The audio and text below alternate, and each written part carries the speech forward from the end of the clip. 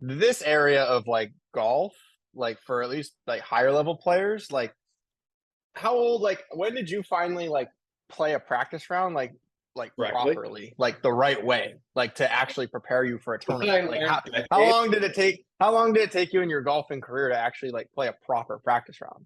when I learned decade. Up until then, I mean, even when me and you would freaking Yeah. at Mesa, I think I would go and I'm like, all right, well, we're going off blind here. I'll hit my driver, or I'd look at the yards of the scorecard. It's like, oh, it's 400 yards. I don't have to hit driver. Let's try driver and 3 wood.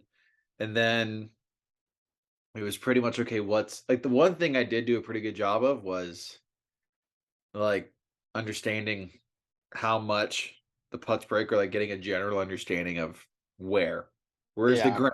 Like John would always tell us, where's the like find the grain, and then that can kind of base off everything. But Yeah, outside of that, that's something like I'll credit John for, like of the things that John has like actually like, helped us with, like figuring out like what the greens are doing and having us be like actually aware of like how greens break, where's the grain, how does that influence everything. Like that was like before I played for him, like I had no clue. no, Zero clue. I thought So you like just you just play. You just go play. Like we're gonna play the course, make sure you actually know how to like what it looks like, and then you just go play it again. really, Like and then I'm the same way. Like what when did we start using Decade? 6 years ago now, or five yeah, years ago? 20. I think I went to the seminar with TJ in 2018. Yeah. Yeah, So I mean, like right after college. 5 years now. So yeah, it took us until we were like out of like playing at a high level in college to actually understand what it takes to play a real practice round, Yeah, right? Which is nuts. And so for like a lot of junior players, even like college level players, like the proper the understanding like an efficient way to play them, like can like be the difference between just like an average week and like contending to win. I feel like at least like if we took just we've gained so much knowledge over the last 5 years using Decade, playing a lot of professional events, using that experience. If all we took away was like practice round stuff and just threw that back onto our team when we played at Mesa, like I don't think we would have lost. yeah. I mean, we would have Or saved. we would have at least been one of the we contended, but like I think we would have actually like had a more efficient season than we did. Yeah, I think we would have saved more shots from what was already a really solid team. But I mean, oh, I didn't know that it did this, or I didn't know Right. you could take this line, or this biggest thing I've learned with Decade is where you can actually send it on a golf course. So I think Uh-huh. one, when it comes to, a practice round, I think for us, we've gotten good at this, and also for junior golfers and college players, you need to define what the goal of that practice run is. Like, why are you even out there? And Yep. for me, I think you can agree with this. Our goal for a practice round is to understand the golf course, just get this full reading of the terrain, and essentially either confirm the game plan you have going in or adjust it and basically finalize your plan of attack for the week. Yep. Yep. That's what I wrote down. I said identify the purposes of a practice run. I wrote gain infinite knowledge of the course, at least as much as you can. Gain as much knowledge of the course as you can, and that's what are the greens doing? Where are the hazards on the course? Like how much distance between the hazards on certain shots, like for tee shots, right? Confirming lines off tees, confirming clubs off tees, and also kind of paying attention to what the conditions are, how your shots are, what's the word I'm looking for? How like I would think what you're saying is into the greens. Is it firm, Yes. How soft? how are your shots reacting when it hits the green? Like, are your wedges spinning? Are your wedges? Is it a more firm where your wedges are kind of rolling out? Like, that's good information. You have to have all that information to where, like, when you're in a tournament, oh, I'm in the middle of the green, but I know if I hit a wedge, it's going to roll out, 15 feet. That allows you to kind of play for it a different yardage, yada yada yada. Yeah, So, like, it's this giant information like land grab. Like how much can I gather and then jot down in my yardage book you know, there's been times where we've played practice rounds where, the approach, the collar, the fringe is soft, greens are firm. So you can't just go, oh, well, the greens are firm, I'll land something short. It's like, no, it's soft. If Hmm. you 5 yards short, so are you having to hit it higher and softer that day, or do you just know that going in and you kind of live with, if I come up short, it's going to be right there in the front door, or I'm going to hit it and it's just going to chase out. That's something that's so important with the practice round. I think a lot of people get um, trapped in playing it like it's a round and then keeping a score. And keeping a score is the death wish when it comes to it. Yeah. Now, there's no consequence. There's no tension. You're probably playing with your buddies, and it's a great time. You might even be playing like a little money game on the side, and you go Yep. shoot 64, and now that expectation has been set, Yep. and you bogey two of the first four holes, and you're ready to early just club snap because, well, yesterday I played with Lobeck and I shot 64, and on this Yeah. hole I hit here, and it's like that was yesterday. That's not even, you're not even in the same mindset. You're not in the same realm as a Not day even ago. close. Yep. That's kind of the biggest thing that I've noticed, at least for myself, like being more successful, like playing practice rounds, and we play a ton of practice rounds together. And like I don't think there's ever a moment where like the golf ball that we hit like even gets close to going toward the hole. Like on the greens at least. Like we're never putting out to the hole with like the intention of making the putt. Like if we putt on the greens, it's like we've talked about, like we're gathering as much information about the greens as possible, right? Like, okay, this putt, I read this putt breaking, half a foot and it breaks 2 feet. You're like, okay, the grain goes super hard that way, right? But at least, I mean, especially we've coached numerous college teams, like where we've played practice rounds with these kids, and so many kids go out there. We play the practice round, we get done, and afterwards, like, this course is so easy. I made 9 birdies today. And then they go out during the tournament and they can't sniff par or even close to it because, like you said, like once you get into a tournament, like the conditions of a tournament, the stress, the nerves, the every shot actually matters now, right? You got to be able to perform that. And when you have the expectations of like, oh, this course is easy, I'm going to make 9 birdies tomorrow, and then it doesn't happen, that's a recipe for a very early exit in the round and also just like a very lackluster, mediocre performance. Yes, I couldn't agree more. Yeah, you have the unfamiliar faces. You have this mindset, whether it's conscious or subconscious, that everything counts all of a sudden. And it does, everything counted yesterday, just like everything counts today, or it never counts, but in your head, you're like, oh, today means more. And it does, but it doesn't as far as the excess stress you're putting on yourself. Correct. Yeah, and I think it's by no means are we like, it took us, like we said, it took us. I mean, started playing golf when I was 2, but I didn't start Or playing golf till I was like I started playing tournament golf when I was like 13. Which even for me I felt like was a little like late, especially like in Arizona.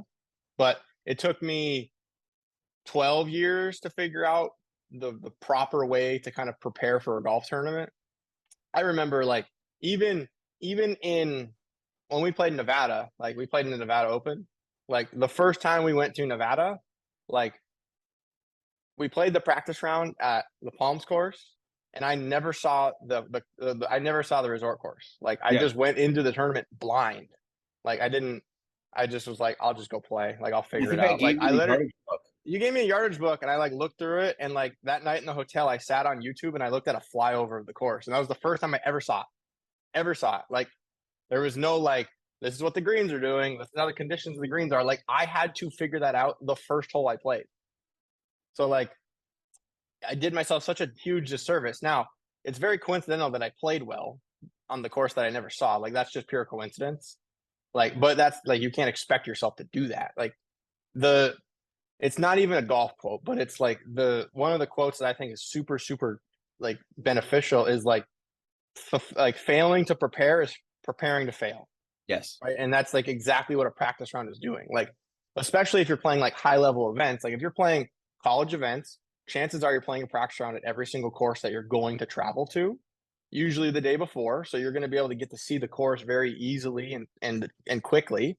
Um, and if you go into those courses and you basically just treat it like a round of golf and you don't put a lot of effort into it, like, dude, you're setting yourself up for as much failure as possible. Yes. Yes. So we've defined the goal or the purpose of this practice round, Yeah, I why we're think there, what we're trying to do. So I think the yeah, next would be, what does that look like? Like what, yeah. you know what I'm saying, from like a practical, okay, we just pulled up to, the Palms course in Nevada, if we're talking about me and you, what do we do next? Like what do we do on the first tee? So I'll let you kind of take the lead on that. Yeah, and I think preparing for a practice round, and we've learned this a ton, like preparing to play in a practice round starts before you show up to the golf course. And then I think that's what's kind of transformed the way that we play practice rounds is the majority of the effort and the stuff that we do happens the day before, the week before, right? We make our own yardage books. We look at the lines off the tee boxes through either Google Earth or the application that Decade has, right? Which is such a good addition to the app. It just makes it so easy for any player to just map a course out, right? And what we're doing is you're pre-mapping the course out, figuring out how wide the fairways are, how wide it is between, out of bounds and out of bounds or hazards, and kind of determining what clubs can I hit off the tee box that are going to give me the most advantage when I play. So like that's all done before. I mean, I do mapping out courses for my team. I do that a week before the event so that I'm able to give my players yardage books. I'm able to give them specific lines and typically what club you're most likely going to be hitting.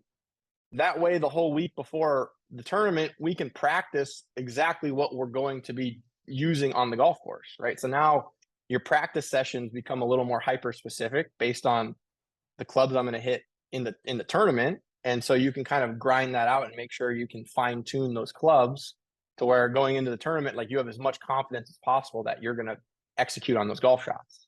Yeah, so really, it is, I mean, especially now in this day and age where we have the technology, it is finding the course on, like you said, if you have the Decade app, doing it there, if not, Google Earth, and literally plotting your way around the course. Like, how far do I hit driver? Okay, how far does that get me? And you start kind of finding these angles or these lines of, okay, if I hit it here, like you said, I roughly have a $150 into the middle of the green. Okay, you jot that down. First hole, it's driver. My line is the left edge of the bunker. I'm going to have 150 in, generally speaking. Then you do that for each hole, for each hole, for each hole, and you start finding out, okay, I'm going to hit a lot of drivers, or I'm going to hit a lot of 3-woods, whatever the case is. And honestly, I'm going to have a lot of 140 to 170 for my Yep. approach shot. Yep. So okay, now I know what to work on from off the tee perspective. It's going to be drivers and 3-woods. I now know roughly what my approach yardages are going to be. So I'm going to work on the 140 to 170s. And then I think, as always, button up your wedges, button up around the greens, and work on speed more than anything. And then, so you map it out a week before, you kind of prep at the range leading into the week.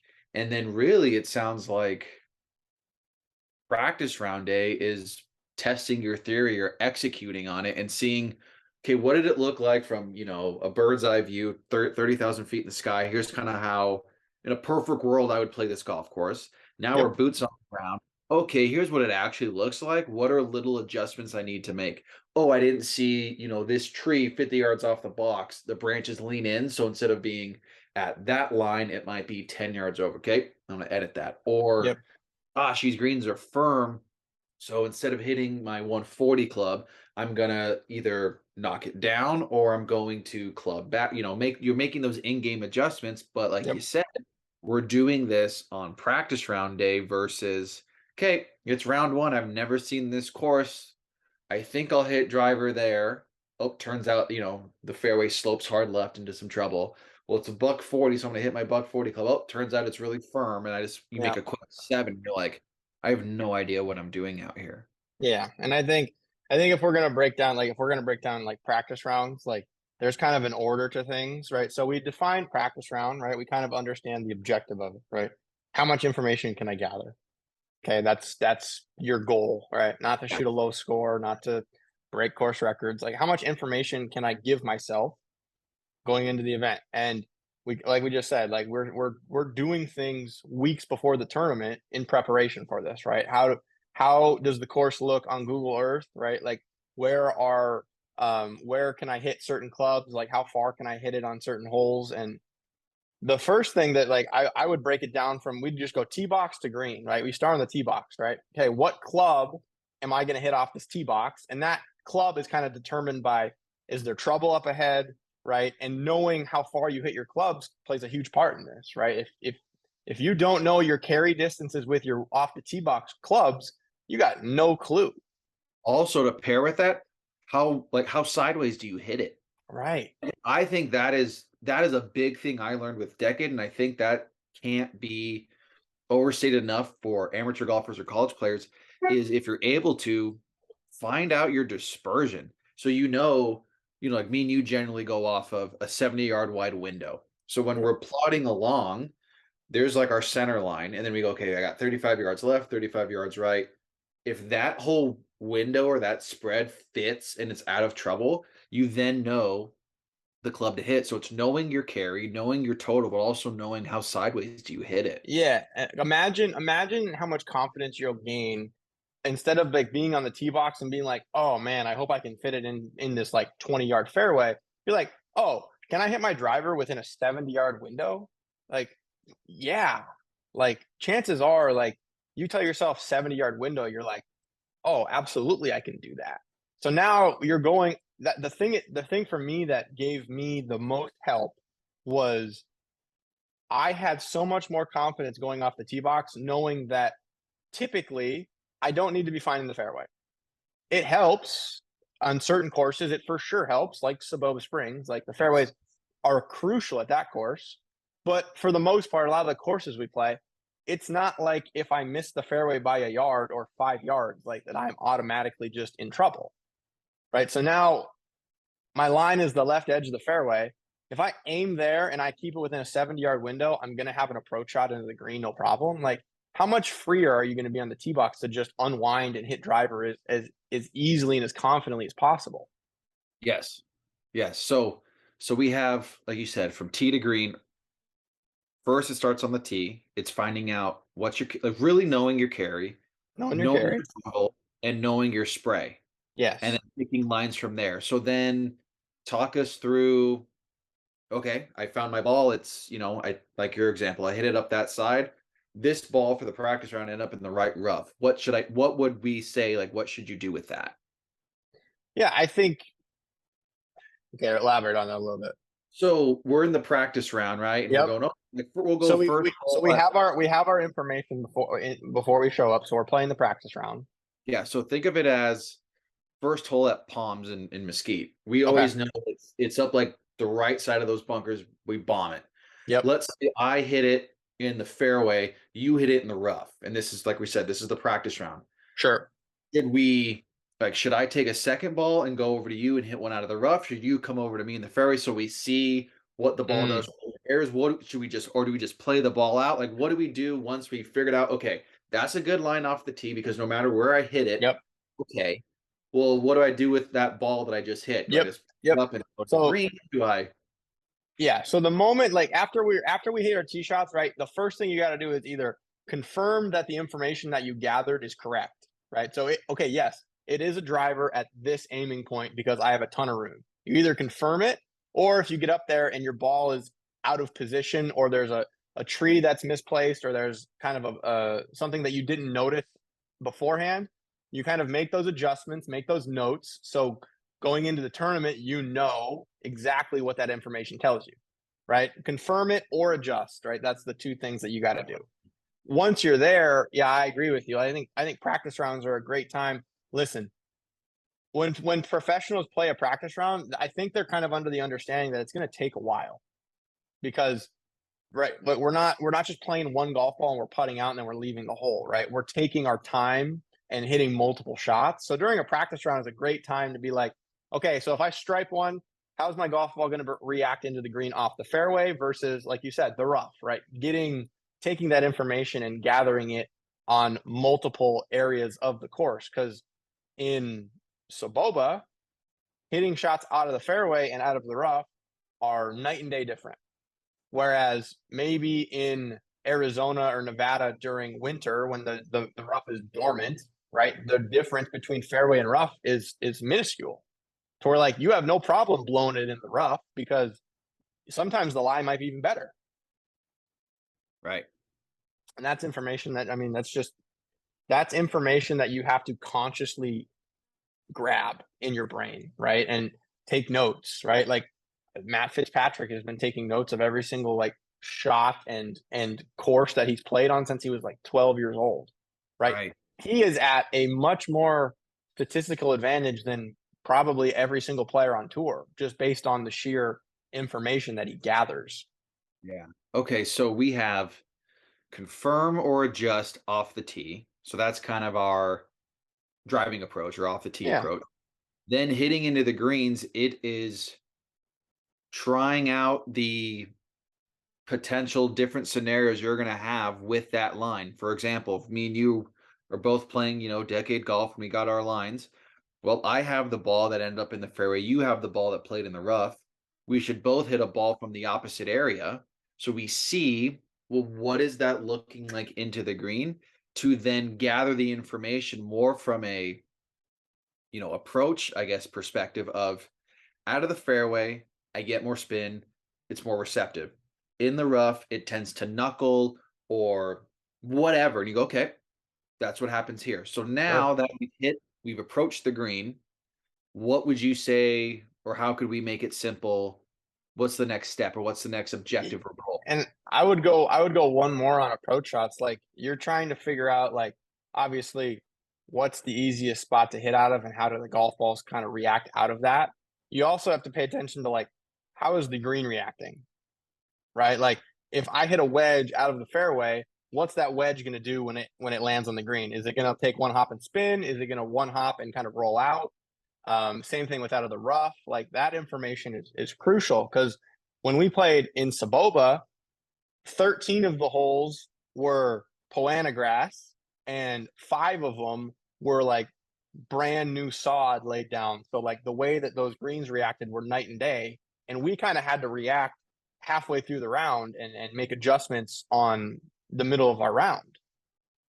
And that's, I mean, if you don't play a practice round or you're not paying attention to that information, right? If you're not looking in your yardage book and it says this green is firm, right? If you don't see that and kind of consciously make that adjustment, the approach shot that you play is going to have dramatic consequences. Yeah, so I would say just from that, it is so important to yardage book or not, write down what you're learning because, for example, for our Q school, it was 4 days of golf, and it is so hard to remember for 72 holes the previous 18 or 36 holes of practice rounds to remember, oh yeah, on day 2 this hole was really windy and for whatever reason this green did blank. I'm not going to remember that in day 3, but if Right. I open up my yardage book or my journal and go, hey dude, on 13 this green has a tendency to blank. Great. That's Mm-hmm. more information I gathered. I remember. Now I can try and execute that shot accordingly. Absolutely. Right. It's like I have to like there was remember the par 5 like 15? That was Yes. like the firmest green out of like the 5 that we played that were brand new. Like you couldn't get your wedge from 100 yards was rolling out 25 feet, right? And if you don't play a practice round or you don't remember that and look at your yardage book, you flag it at 100, you're like, "Oh, I landed 100." And now it one hops over the green and you're like, "What happened?" Like Yeah, what just you happened? knew that was going to happen. You just weren't conscious of it. Correct. So approach play, it's observing how every single shot with different clubs is going to react on the greens and kind of figuring out is the fairway and the rough like is there a difference between the fairway and the rough? Is it going to be more penalizing if I miss the fairway? Just gathering that information so that like we're talking about off the tee box, it frees us up and we can confidently like choose a certain line and then just hit the club that we want with almost there's pressure because you're playing a tournament, but there's not like a fear, Yes, there's right? not a consequence because you know I'm okay in these areas. Like you know where to avoid, and so you aim accordingly and just bust it because you know I'm okay. I'm okay here. And And if you do the due diligence of doing your work before the practice round, and you dictate your practices based on the clubs, you have even more confidence because you're practicing the specific shots that are needed for that event, Right. Right, right, right. right? Right. So well, I'll ask you this: once you kind of get up around the greens, what's your first thing you do when you approach the green, like in a practice round?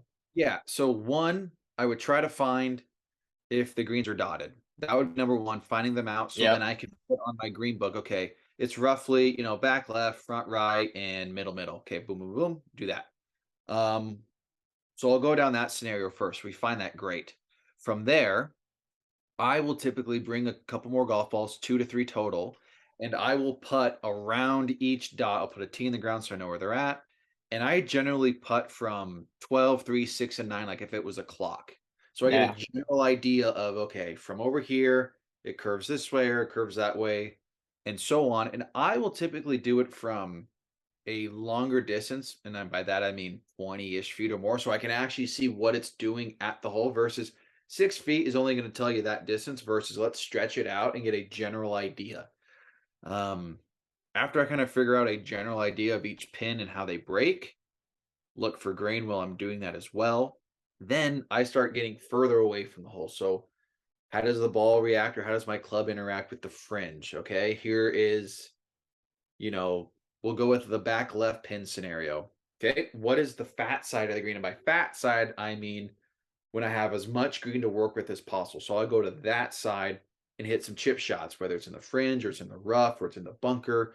What's it like coming out of those different lies? And then how is it reacting to the green?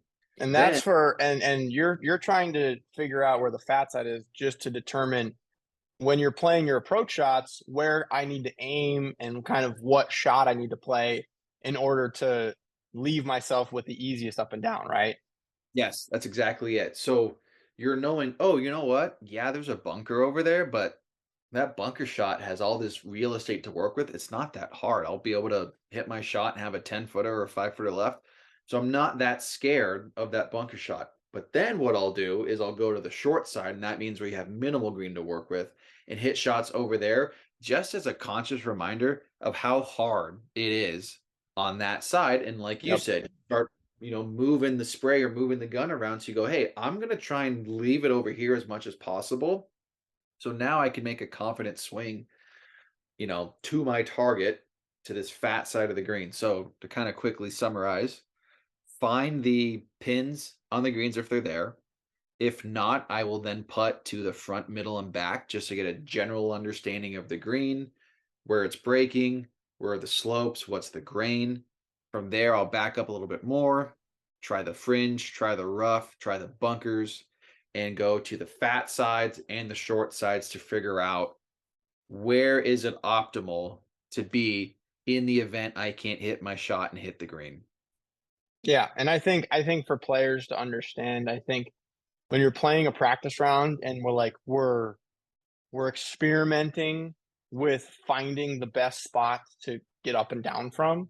I think players need to understand and kind of have this realistic expectation that like when you're playing a tournament round of golf, like you're going to miss some golf shots. And if you're smart enough and consciously aware of if I miss the green left here, I'm dead. Like I'm making bogey minimum, maybe Yeah. double, or figuring out what spot. Like if I hit it here, like oh, this is the easiest chip that I'll hit all day. Like it's it's having like we said, we're trying to gather as much information as possible. It'd be unrealistic for us to expect us to place the golf ball on the green in the right spot every single time, right? We have to understand that over a 36 or a 54 or a 72 hole tournament, like there are going to be approach shots that we just flat out don't execute on. And if we are disciplined enough to pick good lines and good clubs, chances are the up and down percentage we're going to have is going to be much higher because we're actually leaving ourselves decently realistic shots to get it up and down. Yes. I mean, just to remind everyone on tour, I think the average is 13 out of 18 greens hit. 13, So yeah. those guys are missing 5. We are essentially mini guys. So I bet you that is probably closer to 12 or 11, maybe. I wouldn't say 10, but I'd say we're in the 11, 12 range. Yeah. Amateur golfers might, or, college kids might be in the 11 to 10, and we're talking average here. Yep. So you're going to have to get up and down. That is a non-negotiable. That's for everyone from a tour player to a high school kid. You can't run away from it. Over a 36, a 54, a 72 hole event, you're going to have to get up and down. So if we could do the homework ahead of time and understand, yes, I'm going to have to get up and down. Let's try to give myself the highest percentage chance to get up and down. That is usually leaving yourself with a ton of green to work with, because you can hit a shot where the ball gets on the ground quicker and it starts rolling out like a putt, as opposed to, I'm short sighted, this is flop city, or I'm dead. Right. Yeah, and I think that's like playing practice rounds with my team this last year and our teams that we've coached in the past, like just giving them, right, just consciously giving them awareness, like, hey guys, come hit some chip shots from right here, and just having them understand, because it's kind of counterintuitive to like talk to a college player and be like, hey guys, we need to miss it here, because kids will like push back and then be like, well, I'm not trying to miss the green. And it's like, yes, but when it does happen, because it's going to happen, Man, right? We just need to be disciplined and smart about it, because over 36 holes, right? If you hit 36 out of 36 greens, like that is like the highest variance ball striking you're ever going to experience, right? And I'm sure there's days where people just like hit like 12 to 13 out of 36. Like, but if you leave yourself decent chances to get up and down, you can still score really well because you were actually smart about where you're leaving yourself. yeah, I think of it as, you're exactly right. Kids or players who haven't heard of that, come over here and hit it, and check this out just in case you miss. And they're like, well, why would I even think that way? And it's like, I love the mentality of positivity, and I'm always going to hit my spots. I agree. I love that. However, we also need to be aware and, like you said, disciplined enough to understand it's not a matter of if I miss a green, it's just a matter of when. Yeah. So why not be as prepared as possible for all scenarios, relatively speaking. If I miss Yep. the green and I have this long chip, well, I I don't know what this green's going to do, because I really didn't practice it, because in my practice round I hit it to 10 feet and I hit my 10 foot. It's like, go see if you can get away with a bump and run 60 or a pitching wedge, or it doesn't matter, but do your due diligence of, what, this isn't a bad spot to chip from, or that bunker has a lot of sand, that bunker doesn't. That's Yeah. another thing too, is you can go around one hole and the sand in all three of those bunkers is different. You're just like, okay, Bingo. well, I need to be aware of that. And Good to then know. rather than trying to avoid it, you go, okay, this one is basically cart path. I'm not going to open the face and give it a go. I need to try and do something different. This one's a tweener. Let's try some different clubs, some different whatevers. This one is a freaking sandbox. Like, I have to just chop at it. And so now, in the event, like, break glass, if broken, if some an emergency, break the glass, you go, okay, I know what to do here, and I'm prepared for it. Because how many times have we played in events where the guy skanks one out and he's like, it's fucking no sense, got it, and it's just like, I knew that. Like, Yeah. I was just in there yesterday and I literally like chipped it like it was on the cart path and I accepted Yep. bogey. You just airmailed it and you're making a 6 or a 7. Yep. Yep. And like in my yardage books, like I'll put like green check marks and red X's, right? Because that if over the green is a big red X and I got a back pin, I have no problem taking less club and putting 30 feet up the hill, because if I'm in between clubs and I take that extra club trying to like stuff it and I just happen to pull it, or I connect on it more than I want and now I'm dead, right? Like that's just those are mental errors that don't allow you to contend and play very high level golf. Correct. Right? Just the if you just went and played 18 holes and you just looked around the greens and you just gave yourself either a green check mark or a red X, just based on what around the green looked like, that would help you determine how to play your approach shots, what clubs to hit, where to aim, and kind of everything in between. Yeah. So, okay. So I'm going to try and summarize this for each little checkpoint, and we can kind of correct and adjust as we go here. So I would say, now we know the goal of the intention of the practice round is essentially an information land grab. Just input and acquire as much information as possible. However, that starts, we'll just go with a week before, to see the course from a bird's eye view and create your rough draft of your game plan. Here's kind of the clubs I'm going to hit off the tees. Here's the lines. Here's the yardage I'm going to have going into the green. And I know that because on the side, I'm aware of my carry, my total, and my spray with said clubs I'm going to hit off the tee. Then, prepping for practice round day, you are going through the clubs that you're essentially going to play for the most part for tournament week. Okay, now we've arrived on practice round day. Like we said, we know what the intent is, and it starts off the box. So, off the box, it is confirming or adjusting your lines. I think that's what you said, confirming or Yep. adjust. You hit your tee shot. Like if I go to the whole first hole and it's my notes say driver, left center of the fairway, and I hit driver, left center of the fairway, and it's my natural shot shape, and I get up there and it's in a good spot. Perfect. Confirm. Check mark. First round, that's my line. I'll go to the next hole and it says driver, right edge of the fairway, and I hit perfectly driver, right edge of the fairway, and I get up there and I'm either in a spot that I didn't think I'd be in, or there's an overhanging tree here, or the angle into the green is kind of gross, or anything along that line. Make your adjustments. Be like, okay, it's not right edge of the fairway. Maybe it's dead center, right? Or maybe it's a 3-wood to hang back a little bit because there's trouble that comes in up there that I didn't see. Okay, great. Now, when it comes to the approaches, it is one, seeing how the ball interacts into the green with the different scenarios or lies, whether it's out of the fairway, out of the rough, maybe fairway bunkers, just in case. But you go, okay, how's the ball interacting with the green? So then you can adjust, are these greens firm? Are these greens soft? Here's how the ball reacts out of the fairway. Here's how the ball reacts out of the rough. And you're taking those notes for every single green, not just you don't just hit an approach shot into the first hole and it spins. And you're like, course is soft. Like because we've played courses. I think every single course you play, the the way a golf ball reacts on the greens is almost different for every single hole, and that's course conditions, that's grain, that's the wind. You have to be able to kind of understand that there are a lot of factors that go into what the conditions of the course will be. Great. Okay. Now we move into the green. From there, it is identifying what the green is doing. And if you have the luxury of finding the tournament pins, great. If not, it is finding out the grain, if there is any, valley effects, any stuff like that. And then the general breaks of the greens. From there, it is then going to. And I'm hold on, I'm gonna pause real quick. Yeah. When you like the biggest thing that I can say for gathering information on the greens is you're just trying to get like a general idea of what these putts are doing, right? Because if you go into a tournament and you can flip through your book and you at least know this putt is breaking right, that saves you a ton of time.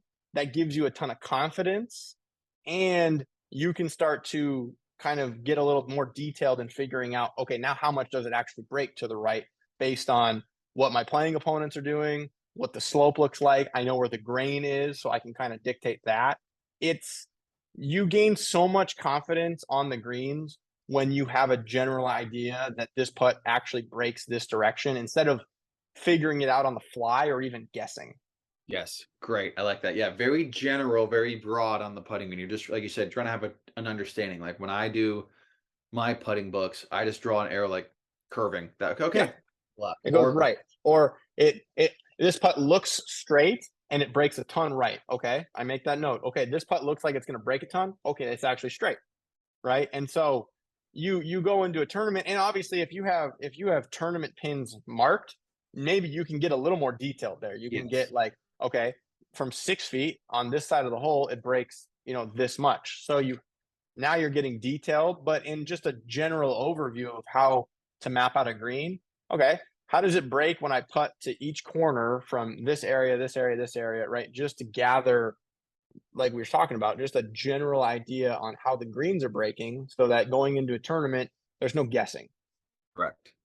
I think that's the worst thing someone can do is go into a tournament and just guess. Yes. That yeah, when you're going in blind and you're like, well, I think it does this, you're setting yourself up for failure. Yep. And then okay, so we got greens, we got approach, you get it off the tee. So now around the greens would be, I think it's very similar to approach. Trying out the different lies, seeing how the ball interacts. Where's like junk lies, where are good lies, which bunkers have sand, which ones don't. How does the fat side of the of the approach shot look versus the short side? What's optimal? Where in the event I miss this green is optimal, and just identifying, check marks and X's, I think is a good way to summarize it. Identify your check marks, places that it's okay to miss, and places where it's in red X, and you're like, I am dead Yep. over here. Because I guarantee you, every single green on a golf course, there are areas where it's easy to get up and down from, and there's areas where it's near impossible, right? And all you're trying to do is maximize your chances where it's easy to get up and down. Yes, because again, tour average is 13 out of 18 greens, and I think their up and down percentage is like 60%. Yeah. So even then, they're going to make a handful of bogeys because they're not getting up and down every time. Part of that might be the fact they're short-sighting themselves. Don't know, can't say. But if you can leave yourself fat side all day, your chances of getting up and down dramatically go up. Yep. And that gains more confidence.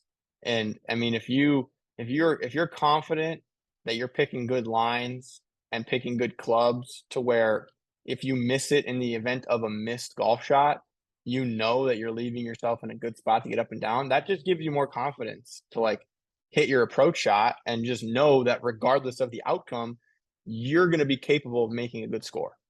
Yeah, I mean, you kind of know. It's almost like you know the answers to the test in a sense. I know generally this Yeah, putt's breaking. I generally know how this green's going to react if I chip from over here versus over there. I generally know how the green or how the ball is going to land when it hits the green from my wedge shot or my approach play. And really, yeah, it might sound like this undertaking to prepare for this event, but for guys who are playing in events, they all understand or believe they want to win or they're going to win. absolutely. So if it's this high lofty goal where only one person can do it, it's going to require this brain powered effort to prepare yourself so when it's tournament day, you are literally being the athlete that can just go play and swing it versus trying to think and plot your way around the golf course. Like you can Yep. just open up your book, go driver, right center fairway. Caddy, give me driver, bang. Okay, found my ball. It's in the right rough. Well, out of the rough, I know it's going to do this. Generally, Bingo. boom, give me that. Bang. Okay, I missed it fat side. Well, yesterday I hit a 50 degree, it's hitting 50 degrees from here. So if I land it here, da da da, boom, par. And you almost scripted how Yep. you should play each. Yep. And You I got different. think you gain a lot of information through your practice round. It takes a ton of emotional energy away from an actual tournament round, right? You're able to save a lot of emotional energy when you over prepare and when you actually know what's going to happen throughout the golf course, right? If there's a difference between missing it in a spot and knowing how the golf ball is going to react compared to finding that out mid tournament, right? You're going to react a different way. Whereas if you go into the shot with the expectation of like, oh, I know how this is going to react, like I know exactly what's going to happen here, that allows you to conserve a lot of emotional energy. And typically the ones that win golf tournaments, they have the most emotional energy left at the end of the tournament because they're not wasting it on reactions, they're not wasting it on poor golf shots or, anything in between. Yeah, I couldn't agree with that enough. It takes a lot of emotion out of it, and you can just be very matter of fact of, okay, ball went here. This is what I need to do from here. Ball went here off the tee. Here's kind of what the second shot's going to look like. Yep. Here's where I I am. think, yep. Here's what I'm going to do from there. I think the biggest thing to understand about practice rounds is a process like this that we just went through. It's going to take time to kind of adjust and figure out because I think everyone plays practice rounds a little differently. It's figuring out what works best for you and how you can prepare the best way that's going to provide you with the most opportunities to play well. Right. And Yes. I think that takes time. I mean, obviously for us, it took we played like high level golf for like 12 years before we were actually like, oh, I'm supposed to play a practice round this way, right? Yeah. It took a lot of time and a lot of ups and downs to where you've got to go out and just figure out which way is going to work for you and kind of be dedicated and disciplined to like, you know what, I'm going to make sure that I'm preparing myself the best I can for a tournament, whatever that looks like for you. Yeah, that's the biggest thing. You have to know who you are as a golfer and as a person and go, okay, now I know who I am. How do I apply that to my practice round? Like for me, I'm very analytical or no stone goes unturned. So I want to know as much as I can. In the event something happens, I go, okay, well, I knew that. I kind of planned for that. Here's, if I do this, I do that. If that happens, I do this. And it's like, okay, we're all good versus other guys are kind of let's just kind of get a general feel of the course, and I'm okay, and people are okay with that. But like you said, you have to find out who you are and apply it to your overall practice round process. But I think everyone can agree on the purpose of the practice round is a giant informational land grab to then prepare you for tournament day or week. Yeah, I think it'd be very like laughable or unrealistic to say that like you like going into a practice round like or going into a tournament like you'd rather have less information than more information. Like I think that'd be kind of ridiculous to say. Like Yeah. everyone playing a tournament wants to have as much information as possible, right? Whether you use all that information or not, right? That's up to you. That's up to how the tournament goes. Like there's sometimes where like we hit shots from certain areas and it's like we never even sniffed that part of the golf course, but at least it was in our brain to know what it was going to be like if that situation actually came of it. Like Yeah. you're using all this time during a practice round to prepare, not saying that you're going to use all of it. It's just in case it does happen, there's no question marks and like we said there's no curiosity or there's no uncertainty about what's going to happen. Yeah. That's a really good way to summarize it is like a non-negotiable is gather as much information as possible, and then from there, based on your personality type, you decide how much of that is actually going to apply to you or how much you want to like dive into the weeds. And I think that's great, but at a minimum you need to gather as much as you can to be as prepared as you can, and then from there you just do your thing as the player. Yep. I think the last thing I'll say, just kind of like just put it all together and kind of give what I feel is the most beneficial is if you can go into a practice round and not saying you can hold the golf ball out, you can putt to the hole to kind of give yourself some confidence. But if you go into a practice round with the idea that I'm going to walk away from today smarter and more knowledgeable than I did before I showed up, and not putting expectations in my brain about how the golf course is playing. I think if you can do those two things, and you take that information and you go play your tournament, I think you're going to be in the best spot physically possible to perform at your best. Yeah, I love that. I'll say to quickly summarize too. I really just to piggyback off that, I have felt like when we've gone and played practice rounds, leaving the last hole more confident because okay, the plan I put together, like it worked, or I confirmed like this was a right plan of attack.